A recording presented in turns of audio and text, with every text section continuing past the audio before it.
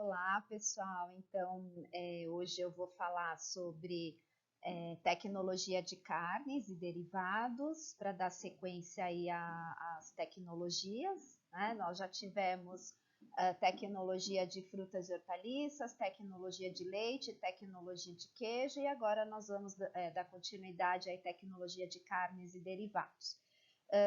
E a próxima aula vai ser tecnologia de pescados, certo? Bom, vamos começar. Primeira coisa que nós levamos em consideração são os fatores que interferem aí na qualidade da carne. Então, deixa eu pegar meu cursor aqui. Então, dentre os fatores que interferem na qualidade da carne, no que diz respeito a sabor, aroma e textura, nós temos aqui como os três primeiros itens, idade, sexo e raça, que são aí o que nós chamamos de fatores intrínsecos. Hoje, a tecnologia, né, vem trabalhando na questão genética para poder aí influenciar e produzir gados de melhor porte e, consequentemente, gados com uma melhor qualidade da carne. Então, a genética vem sendo trabalhada para melhorar a qualidade nesse sentido. Posteriormente, nós temos o que nós chamamos de fatores extrínsecos, que aí são todos eles. Então, é a alimentação, é o manejo com o animal, e aí isso vai representar o estresse envolvido do animal, que isso interfere diretamente no pH do músculo, então nós vamos estudar um pouquinho em relação a isso. Condições de resfriamento e armazenamento, e por fim, cortes e forma de preparo. Então, são esses os fatores que interferem na qualidade da carne. São fatores que mais facilmente conseguimos trabalhar. Então, no que diz respeito à alimentação, alguns estudos vem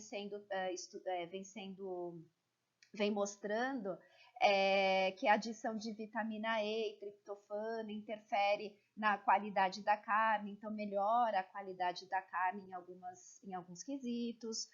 Existe essa questão do manejo, eu acho que é muito interessante, porque isso também é a questão ética, né? Então, quando eu dou essa aula de tecnologia de carne, eu me preocupo muito em falar dessa questão ética, desse bem-estar do animal.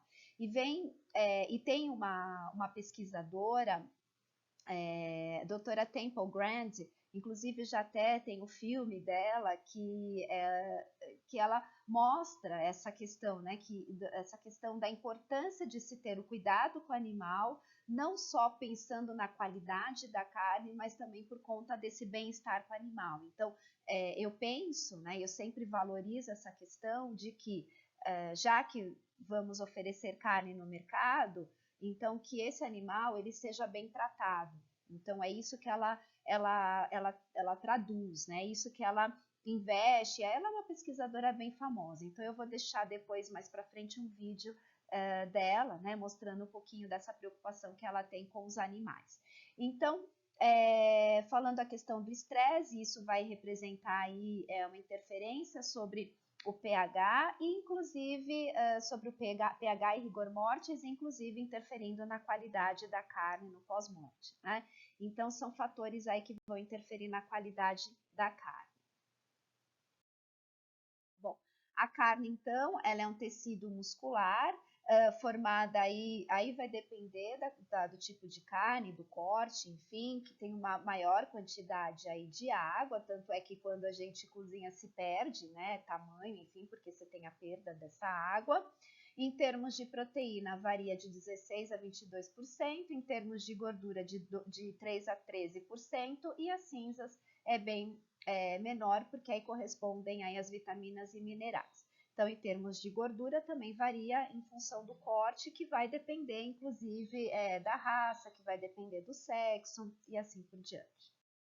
Bom, dentre as proteínas musculares, quais os tipos de proteínas que nós vamos encontrar, né? Então, uma vez que a carne ela é rica em proteína, quais são essas proteínas que nós consumimos? Então, elas são divididas em 3 classes. Eu acho que vocês tiveram isso em composição dos alimentos, mas é só para a gente retomar, não vou estender muito. Nós temos o grupo das proteínas chamadas sarcoplasmáticas, que corresponde de 30% a 35%. São proteínas que fazem parte do metabolismo, então a gente tem aí de 100 a 200 proteínas, e também a mioglobina, né? Faz parte das sarcoplasmáticas. Nós temos também as miofibrilares, corresponde aí de 52 a 56%. Actina e miosina são os principais exemplos desse tipo de proteína. E por fim, nós temos o grupo das estromáticas, né, que corresponde aí de 10 a 15% e principalmente colágeno e elastina. Então, nós sabemos, visualmente, nós sabemos que esse tipo de proteína varia em termos aí de cortes de carne, enfim. Bom, o que nós temos para falar? Então, a gente falou um pouquinho sobre a questão da qualidade da carne, né? E a qualidade da carne, dentre os itens que eu coloquei lá, foi a questão do manejo, que isso vai interferir no estresse do animal. O que a gente precisa salientar? Eu falei um pouco sobre o gado, mas a gente fala sobre todos os outros animais. No Brasil, o principal tipo de transporte do animal, né, e aqui eu coloquei o gado, é o rodoviário. Então, o rodoviário, ele precisa seguir algumas recomendações, são necessárias seguir algumas recomendações para que esse manejo do animal seja da melhor forma possível, para que não estresse o animal e para que isso não venha interferir na qualidade da carne. E mais do que isso, pensando no bem-estar do animal. Então, se eu estou falando em transporte rodoviário, o que eu preciso considerar? Que esse transporte seja feito em temperaturas amenas, que não seja feito em sol escaldante ao meio-dia, que seja então feito pela manhã, né? Que não fique muito cheio de animal, até eu coloquei essa fotinho aqui, que não tenha muitos animais um do lado do outro, então existe uma quantidade de animais, um espaço por metro quadrado entre um animal e outro, que se permite pela legislação. Então, esse é o transporte. Quando ele chega no setor de abate, ele precisa sair desse caminhão. Então, eu tenho que ter uma rampa, não só sair, mas até mesmo entrar no caminhão, né? Tem que ter uma rampa de inclinação que não seja tão inclinada, porque cada vez mais inclinada, maior chance do animal cair, tropeçar, enfim. Então, precisa ter uma baixa, pequena inclinação dessa rampa, né, de acesso, tanto para entrar quanto para sair. E aí, também evitar de usar pinças, ferros, muita gritaria, porque tudo isso acaba também estressando qualquer tipo aí de animal. E se tratando das etapas, né, de abate, importante passo que a gente tem que levar em consideração, que são fatores que vão interferir na qualidade da carne, especialmente porque nós estamos lidando com o manejo, com o estresse do animal. Então, quando se tem a descarga desse animal lá no caminhão, então lembrando que as rampas não são muito inclinadas para evitar que eles caiam, que eles escorreguem, enfim. Aí existe a recepção e na recepção são olhados os animais. Então, o que eles querem é que os animais sejam sãos, que se eles estiverem bem, tranquilos, enfim, vão direto para os currais e posteriormente vão para abate.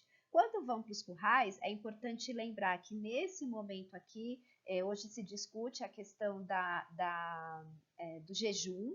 Então, esse jejum, aí algumas literaturas dizem, né, mais ou menos em torno de 6 horas, exceto para a água. Então, isso vai interferir também, isso vai melhorar a qualidade da carne, deixando o animal em jejum, mas o mais importante é que eles fiquem nesses currais e descansem aí por um bom tempo, justamente para que eles descansem, consigam recuperar, descansar qualquer tipo de estresse para depois serem abatidos.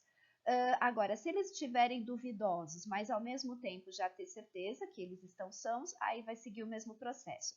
Agora, se eles estiverem duvidosos e a partir do momento que se observa que eles estão enfermos, seja aqui vai estar minha carinha, né? Mas o que é importante a gente lembrar, que qualquer animal que está enfermo, de alguma forma, né? Uma vez que ele estava duvidoso, estava em pé, mas duvidoso, ou caído e enfermo, eles vão para o forno de crematório. Então, eles vão ser cremados para que essa doença não se espalhe para o restante do rebanho, né?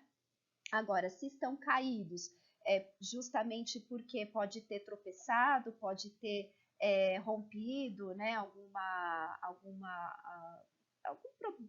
assim, na pata, né, pode ter sofrido algum processo durante, né, esse processo de transporte, mesmo que estejam são animais, que não são utilizados. Então, vai para a matança emergencial, tá? De qualquer forma, quando os animais eles estão caídos e suspeitos, eles não são utilizados. Bom, aí vamos direto para o abate. E é nessa questão do abate, eu não vou entrar muito em detalhes em relação a isso. Nesse abate, que eu acho legal depois vocês assistirem o filme da doutora Temple Grandin, que ela fala da máquina do abraço. Então, quando o animal ele está no percurso, né, percorrendo, aí saindo do curral, percorrendo para o frigorífico, no local onde vai ser realmente abatido, que esse local seja o mais tranquilo possível, que não tenha sombra, que não tenha gritaria. Então, vocês vão assistir, vocês vão entender um pouquinho mais qual é o conceito ideal aí para ser feito esse transporte do animal. E aí, então, no que diz respeito, a gente tem aí o atordoamento e a insensibilização do animal. É importante ser feito uma vez que o animal ele perde sua consciência, então ele acaba não sentindo dor. E aí é o que a doutora Temple Grandin fala da máquina do abraço. Então, no momento em que ele vai sofrer esse atordoamento e essa insensibilização, ele é abraçado, na verdade, existe uma máquina que parece uma máquina do abraço. Posteriormente, esse atordoamento, que é feito normalmente com pistola, né, na região central aqui da cabeça, né, do animal. Aí se faz a sangria, então é um corte na jugular, ele é içado, aí de cabeça para baixo, e aí vai sendo feita a sangria. Então, isso é importante ser considerado esse processo, porque isso vai interferir diretamente na qualidade da carne. E aí tem a relação também com a questão do estresse. Então, vamos pensar o seguinte, que quando acontece a sangria, eu vou explicar isso um pouquinho mais para frente, mas em processos. Mas imaginem, quando acontece a sangria, vai promovendo a ausência de oxigênio. Então, algumas características físicas e químicas vão acontecendo, vão sofrendo modificações. E essas modificações têm que ser exatamente feitas na mesma proporção, justamente porque para que essa carne não sofra nenhuma alteração no que diz respeito a pH, formação do ácido lático antes do tempo. Então, por isso que é tão importante esse cuidado com o manejo do animal, justamente para que ele seja realmente descansado, que ele esteja realmente descansado antes de fazer o abate, para que ele recupere o glicogênio. Então, todas essas etapas são consideradas aí importantes. Bom, aí depois que ele é içado, se faz a esfola, aí depois retira a cabeça, evisceração, toalete final, lavagem das carcaças. Algumas aqui recebem a estimulação elétrica para acelerar o processo de rigor mortis, isso também acaba interferindo aí na qualidade da carne, a gente também vai falar um pouquinho. Aí recebe o carimbo do CIF, se realmente forem adotadas todas essas etapas. E aí vai para o processo de conservação, que aí pode ser resfriamento, congelamento, que é o que mais a gente encontra hoje em dia, mas hoje nós também temos alguns embutidos, nós temos as carnes que são pré-processadas, tem as carnes que são salgadas, tem as carnes que são defumadas, e aí a gente vai falar um pouquinho mais para frente. Bom, no que diz respeito ao atordoamento, então é importante essa questão desse método de insensibilização. Eu coloquei até aqui no meu slide, né, que existe uma normativa do MAPA, que seria o Ministério da Agricultura e Abastecimento, que é o ministério que regula, né, os produtos de origem animal.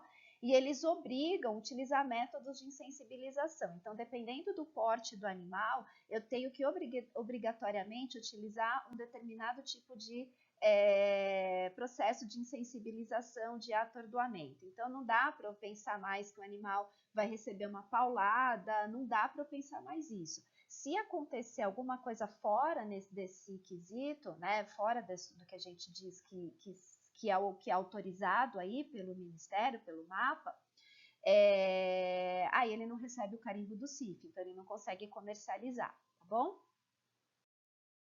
Então, aqui é só para a gente complementar. Então, a normativa, ela diz o seguinte: então, estabelecer procedimentos gerais de recomendação de boas práticas de bem-estar para animais, de produção e de interesse econômico, né? Abrangendo nos sistemas de produção e transporte. Então, como que deve ser feito? Então, existe uma normativa que regulamenta tudo isso. Bom, e aqui a gente vai falar um pouquinho sobre as mudanças físicas e as mudanças químicas que acontecem durante o processo de pós-morte, né? Depois do processo em que começa a acontecer a sangria.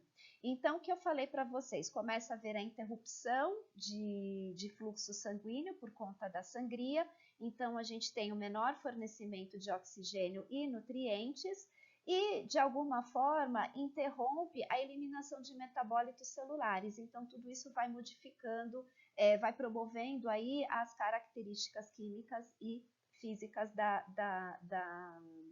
carne. Bom, gente, antes então de eu apresentar um pouquinho sobre as mudanças químicas e mudanças físicas que acontecem aí na carne, né, em função aí da questão do abate, em questão da sangria e assim por diante, eu vou dar uma pausa aqui na minha aula, eu vou deixar para vocês 3 vídeos aí que eu acho sempre importante colocar, justamente porque quando a gente fala em abate, né, do animal, a gente pensa em maus tratos. Eu já falei para vocês da responsabilidade que os frigoríficos têm, né, da questão do abate humanitário, de seguir normas que regulamentam, né, essas técnicas. No entanto, vem sendo desenvolvido técnicas que se chama lida gentil, desenvolvido aí pela doutora Temple Grand, que eu havia comentado no início da aula. São técnicas muito interessantes, enfim, que ela destaca dessa importância do bem-estar animal, né? E por que que eu quero mostrar isso para vocês? Que eu gosto de falar em aula presencial, né? Por que que eu gosto de mostrar? Porque, assim, de certa forma, acalenta um pouco os nossos corações. Eu considero aí que nós temos alunos que são vegetarianos, alunos que são veganos e que têm aquela preocupação com uma dos porquês aí, né, de ser vegetariano e vegano, o tratamento com o animal. Então, o que eu quero destacar aqui? Não quero convertê-los de maneira nenhuma, mas eu quero destacar que, assim, existem alguns locais, existem alguns frigoríficos que se preocupam, sim, com o manejo, né, com o bem-estar animal. E nesse caso, eles vêm contratando aí as técnicas da doutora Temple Grand. Então, eu acho que é válido vocês saberem, não é questão de mudança, né, de hábito de jeito nenhum, mas eu acho que, de certa forma, a gente começa a ter um entendimento, né, de como de como que está acontecendo, da preocupação, né, que certos frigoríficos estão apresentando em relação ao abate do animal, a lida, né, com o animal, como é que eu transporto, como é que ele vai para o curral, como é que tem seu curral, enfim, técnicas que são interessantes e que realmente que realmente a gente fala, poxa, então tem alguém se preocupando, né? Não é mudança, não estou querendo mudar, novamente eu repito, não quero que vocês mudem o hábito de jeito nenhum, mas assim, só para dizer que existe uma preocupação por parte da agropecuária aí, tá? Principalmente da parte de pecuária aí da lida de animais, tá bom, gente? Então, na próxima parte, aí eu vou falar mesmo do rigor mortis e algumas mudanças que acontecem aí de alteração da característica da carne. tá bom? Até mais. Beijo.